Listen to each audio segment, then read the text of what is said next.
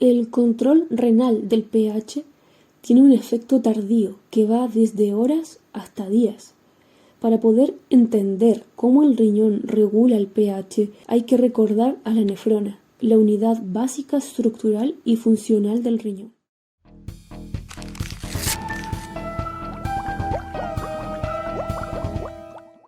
Las funciones de la nefrona se pueden dividir en 4 partes: filtración, reabsorción, secreción y excreción. Si miramos la estructura de la nefrona funcionalmente, esta consiste básicamente en 2 partes principales que se pueden subdividir. Sería el glomérulo, que funciona como un filtro, y los túbulos por donde viajarán las sustancias.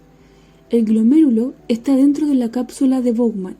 Luego tenemos el túbulo contorneado proximal, hacia abajo el asa de Henle, después tenemos el túbulo contorneado distal y finalmente el túbulo colector.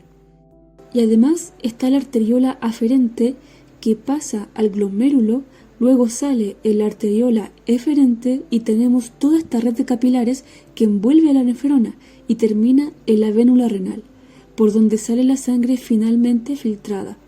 Todos estos elementos son útiles para que se lleven a cabo las funciones de esta nefrona. Bueno, en la filtración, la sangre entra a la nefrona por la arteriola aferente. Ahí se filtra en el glomérulo y algunas sustancias que van en la sangre pasan hacia los túbulos. En cambio, la sangre continúa su recorrido por la arteriola eferente y la red de capilares alrededor de la nefrona. En la reabsorción, sucede que las sustancias que avanzaron por el túbulo pueden ser útiles para el organismo, por lo que algunas de ellas se van a reabsorber, pasan del túbulo a los capilares. En la secreción, las sustancias innecesarias que estén en la sangre van a ser secretadas hacia la nefrona nuevamente. Y finalmente, los restos que quedan y que deben ser eliminados se desplazan a lo largo de la nefrona, pasan al túbulo colector para ser excretados. Entonces harán todo el recorrido necesario en el riñón hasta ser eliminados a través de la orina. En medio de todo esto, también se produce una regulación del pH, en 3 formas principalmente. Una de ellas es la secreción de iones hidrógeno.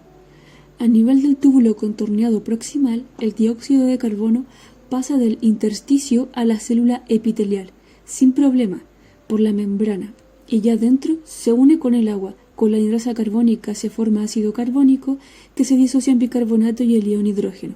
El bicarbonato va a salir hacia el intersticio y el ion hidrógeno, mediante una proteína de contratransporte en la membrana celular, va a salir hacia la luz tubular. Y el sodio, que estaba en la luz tubular luego de haber filtrado la sangre, pasa hacia el interior de la célula. Ahora, a nivel del túbulo contorneado distal, es similar el proceso, pero no se usa proteína de contratransporte, sino que se usa una bomba que necesita ATP, y así se expulsa el ion hidrógeno hacia la luz tubular. Entonces, teniendo el ion hidrógeno en nuestra luz tubular, se va aumentando la acidez aquí, y por ende disminuye el pH, pero el pH acá no puede ser inferior a 4,5. Entonces, los iones hidrógeno en la luz tubular se deben ir uniendo al amoníaco o bien fosfato para ser posteriormente eliminados en la orina.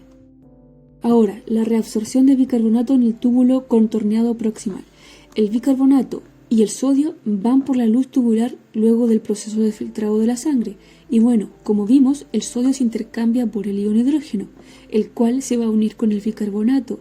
Se va a formar ácido carbónico, el cual con la anhidrasa carbónica se disocia en CO2 y agua. El agua sigue el recorrido por el túbulo. El CO2 entra en la célula epitelial y se vuelve el proceso. Se une el agua, con la anhidrasa carbónica se forma ácido carbónico que se disocia en iones hidrógeno y bicarbonato. El bicarbonato sale al intersticio y de esta manera el bicarbonato que se había filtrado se logra reabsorber. Y otra manera de regular el pH es creando nuevos bicarbonatos. Cuando el CO2 ingresa a la célula y se une al agua, con la anhidrasa carbónica se forma ácido carbónico. Este se disocia en iones hidrógeno y bicarbonato, por ende se pueden formar bicarbonatos nuevos. Entonces, llevemos esto a lo práctico. Los riñones regulan el pH a través de la excreción de la orina. Entonces, si en el organismo hay un aumento del pH, es decir, disminuye la acidez, entonces los riñones no van a secretar muchos iones hidrógeno, ya que los iones hidrógeno aumentan la acidez, y si los eliminamos estaremos empeorando la situación. Y además va a disminuir la reabsorción de bicarbonato, ya que el bicarbonato es alcalino, por ende disminuirá aún más la acidez y aumentará aún más el pH. Entonces la idea es no llevarlo de vuelta al organismo. Y por el contrario, en una situación donde el pH disminuye, es decir, aumenta mucho la acidez, entonces los riñones van a secretar más iones hidrógeno, ya que los iones hidrógeno aumentan la acidez, entonces al secretarlos hacia la luz tubular los estaremos eliminando y así disminuimos la acidez y aumentamos el pH disminuido. Además, los riñones reabsorberán más bicarbonato y crearán nuevos bicarbonatos. El bicarbonato es una base y por ende aumentará el pH, lo que significa que así disminuye la acidez. Entonces, así arreglaremos la situación.